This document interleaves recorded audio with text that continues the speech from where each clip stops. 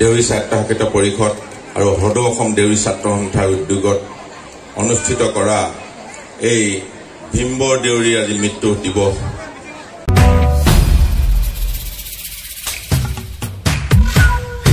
অসমীয়া জনজাতি চাচোন এবাৰ ভাবি, সকলোৱে যদি যায় পাহৰি কোনেনো দিব চিনাকি।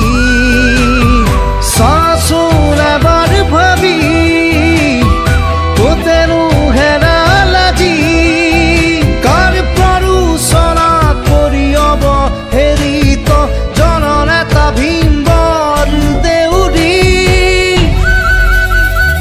নাই নাই আজি নাই নাই নাই ভীমবৰ দেউৰী, কিয় নাই নাই আজি নাই নাই নাই ভীমবৰ দেউৰী।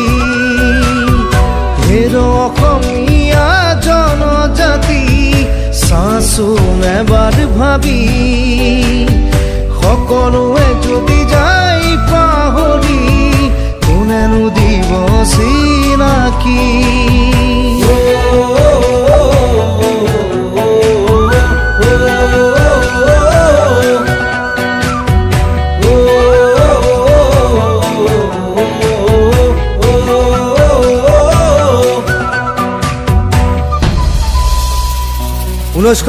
চনত প্ৰতিষ্ঠা হোৱা অসম ট্ৰাইবেল লীগৰ প্ৰতিষ্ঠাপক সম্পাদক আছিল ভীমবৰ দেউৰী।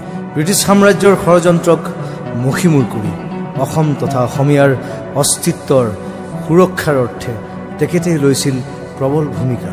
তেখেতৰ এই হস্তক্ষেপত অসম পূব পাকিস্তানত অন্তৰ্ভুক্ত হোৱাৰ পৰা বাদ পৰিছিল। তেনে মহান নেতা কাজি পাহৰণিত ঠেলি কৃতিত্ব দিছো কাক আমি চাচোন নিজক সুধি।